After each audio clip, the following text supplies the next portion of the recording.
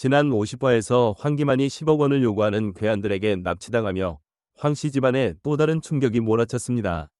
하지만 이것은 시작에 불과했습니다. 은호 교통사고의 진실, 김도희 사건의 숨겨진 배후, 그리고 마침내 드러나는 황기찬의 모든 범죄 행각까지.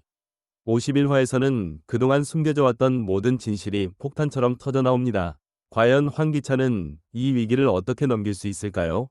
회사 퇴근 무렵 강미란이 승우에게 조심스럽게 말을 건넵니다. 나랑 같이 저녁할래? 승우는 이미 약속이 있다며 거절하려 했어요. 약속이 있어요. 하지만 강미란의 표정이 심상치 않았습니다. 꼭 할 얘기가 있어서 그래. 승우의 표정이 순간 굳어졌어요. 고모의 진지한 표정에서 심상치 않은 기운을 감지한 것입니다. 저 낳아주신 분 얘기예요? 강미란은 잠시 망설이다가 고개를 끄덕였어요. 응. 긴 침묵이 흘렀습니다. 강미란의 눈가에 이미 눈물이 맺히기 시작했어요. 수십 년간 숨겨왔던 진실을 마침내 털어놓아야 하는 순간이 온 것입니다. 승우 역시 떨리는 목소리로 물어봤어요. 고모, 아니, 어머니가 맞으시죠? 그 순간 강미란의 눈에서 주체할 수 없는 눈물이 쏟아져 내렸습니다. 더 이상 숨길 수 없었어요. 미안해, 정말 미안해, 승우야. 모자가 서로를 바라보며 눈물을 흘리는 모습에 시청자들도 함께 울컥할 수밖에 없을 것입니다. 이 장면이 왜 중요한지 아시나요? 지금까지 50화 동안 승우는 자신이 사생활하는 열등감에 시달려왔습니다. 최자영에게 차별받고 진짜 어머니를 그리워하며 살아온 그가 마침내 친어머니와 만나는 순간입니다. 하지만 더 충격적인 것은 강미란이 왜 지금 이 시점에 진실을 고백하게 되었느냐는 것입니다. 최자영이 승우의 출생 비밀을 폭로하겠다고 협박했기 때문이죠. 과연 이 모자 상봉이 행복한 결말로 이어질까요? 아니면 또 다른 비극의 시작일까요? 도민준의 집 주방에서 유경과 재인이 심각한 표정으로 대화를 나누고 있었어요. 유경이 먼저 입을 열었습니다. 은호 뺑소니 사건은 가해자가 죽고 사건 종결된 거 아니었어? 재인의 표정이 어두워졌어요. 홍만수가 사주받고 그 가해자한테 시킨 거야. 유경의 얼굴이 순간 경직되었습니다. 이미 끝났다고 생각했던 사건에 더 큰 배우가 있다는 사실에 충격을 받은 것이에요. 대체 누가 그런 사주를 하는 건데? 재인의 눈빛이 차갑게 변했어요. 이미 범인을 알고 있다는 듯한 표정이었습니다. 그걸 알아내는 게 내 목표야. 은호를 죽게 만든 진짜 범인을 반드시 찾아낼 거야. 그녀의 목소리에는 복수에 대한 강한 의지가 담겨 있었어요. 지금까지 은호의 죽음은 단순한 교통사고라고 생각하셨겠지만 완전히 틀렸습니다. 26화에서 홍만수가 강세리에게 돈을 받고 재인을 죽이려 했다가 실수로 은호가 희생된 것이었죠. 그런데 여기서 더욱 소름 끼치는 사실은 도유경이 그동안 황기만의 아내로서 황씨 집안의 모든 비밀을 알고 있다는 것입니다.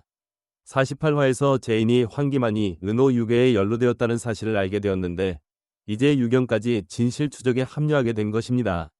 과연 이 두 여자가 힘을 합치면 황기찬과 강세리의 모든 범죄를 밝혀낼 수 있을까요?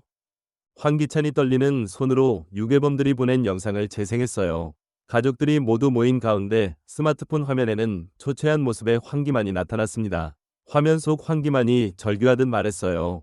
YL그룹 황기찬 회장의 친형인 황기만입니다. 아마 회사 돈에 손을 댄 게 아닐까? 그 순간 황기찬의 얼굴이 창백해졌어요. 형이 자신의 비리를 폭로하려 한다는 사실에 경악한 것입니다. 형, 미쳤어. 노숙자와 황나라도 충격에 휩싸였어요. 가족의 비밀이 하나둘 드러나면서 황씨 집안이 완전히 무너져가고 있음을 실감하게 된 것입니다.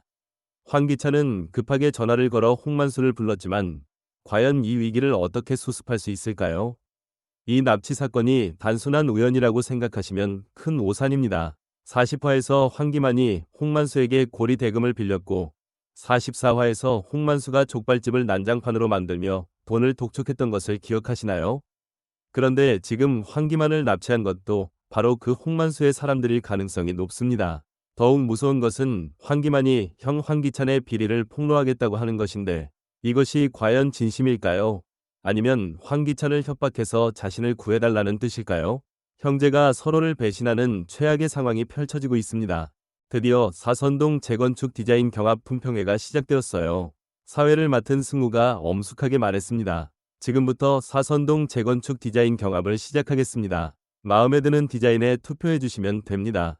강재인과 강세리가 서로를 날카롭게 바라봤어요. 이 경합은 단순한 디자인 경쟁이 아니었습니다.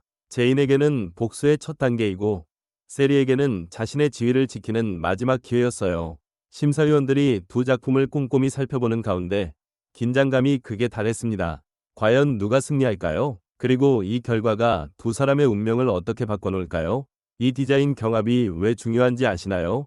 49화에서 두 사람의 디자인이 똑같아서 표절 시비가 벌어졌는데 50화에서 밝혀진 것은 황기찬이 도민준을 통해 제인의 디자인을 빼내라고 사죄했다는 것입니다.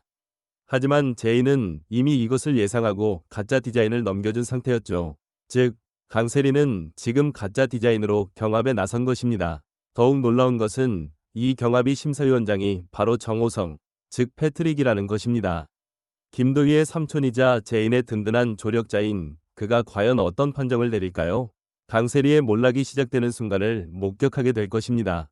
50화에서 황기만이 납치당한 것도 사실은 더 큰 계획의 일부였습니다. 제인과 도윤이 짜놓은 완벽한 복수 시나리오가 마침내 시작되는 것입니다. 황기찬은 아직 모르고 있습니다. 자신이 얼마나 큰 함정에 빠져 있는지, 그리고 지금까지 믿고 있던 모든 것들이 거짓이었다는 사실을 말입니다.